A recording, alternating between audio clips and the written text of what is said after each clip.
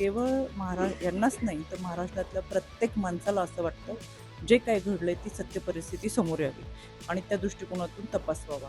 म्हणून हा तपास होत असताना तो पारदर्शक झालाच पाहिजे ही आमच्या सगळ्या कार्यकर्त्यांची मागणी आहे आणि त्या अनुषंगाने आम्ही पाठपुरावा करतो. मला असं वाटतं त्यांनी जे प्रश्न मांडलेले त्याची उत्तरं ती चांगली देते.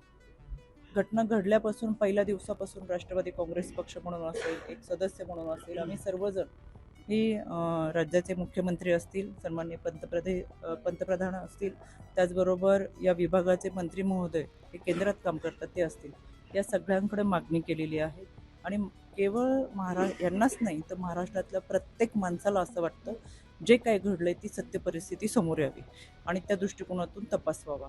म्हणून हा तपास होत असताना तो पारदर्शक झालाच पाहिजे ही आमच्या सगळ्या कार्यकर्त्यांची मागणी आहे आणि त्या अनुषंगाने आम्ही पाठपुरावा करतो. राष्ट्रवादीच्या म्हणजे अजितदादांच्या कुटुंबियांना राष्ट्रवादीचे काही नेते बोलू दिले जातात असा सुद्धा आरोप केला जातो.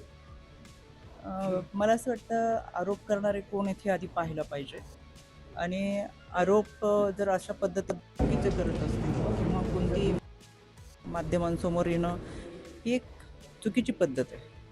यामध्ये आपण पाहतोय आदरणीय सुनेत्राबाईंनी चौथ्या दिवशी त्यांनी उपमुख्यमंत्री पदाची शपथ घेतली, राष्ट्रीय अध्यक्ष म्हणून त्या विराजमान झालेत, पारदादा राज्यसभेची त्यांना उमेदवारी दिलेली आहे. हे सगळं करत असताना आदरणीय दादांच्या कुटुंबासाठी आणि खऱ्या अर्थाने हे वारसदार आहेत यांच्यासाठी हे केलं जातं आहे. खरं तर दादा गेल्यानंतर त्यांची मानसिकता आपण समजू शकतो. एका माऊलीचं सगळ्यात मोठं दुःख पतिनिधनानंतर असतं, तरीसुद्धा धीरोदत्तपणे त्यांनी जनभावना लक्षात घेऊन समाजसेवेचा वारसा पुढे चालवण्यासाठी त्या खंबीरपणे आपलं दुःख बाजूला ठेवून उभ्या राहिल्या. प्रत्येक वेळेस त्या बोलण्याच्या मनस्थितीत असतील किंवा असू शकत नाही, हे आपण आपल्या कुटुंबामधूनही अनेक गोष्टी जवळून पाहिलेल्या असतात, याची जाणीव आपल्या सगळ्यांना आहे. मला एवढंच सांगायचं आहे की या गोष्टीचं आता कोणी राजकारण करू नये अशा या गोष्टींमध्ये.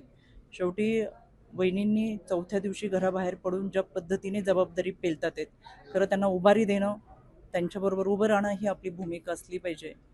पण काही लोक ही विरोधकाची भावना सातत्याने वैफल्यग्रस्त सातत्याने दादांच्या कुटुंबावर बोलणं, वहिनींवरती बोलणं ही कोणती पद्धत आहे हीच मला समजली नाही.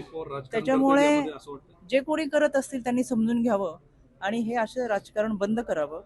संपूर्ण महाराष्ट्र पाहतोय, महाराष्ट्रातली जनता सुज्ञ आहे आणि या जनतेला जे काही चाललंय ते खूप चांगल्या पद्धतीने समजतं. केवळ यांनाच नाही तर महाराष्ट्रातल्या प्रत्येक माणसाला असं वाटतं जे काही घडलंय ती सत्य परिस्थिती समोर यावी आणि त्या दृष्टिकोनातून तपास व्हावा.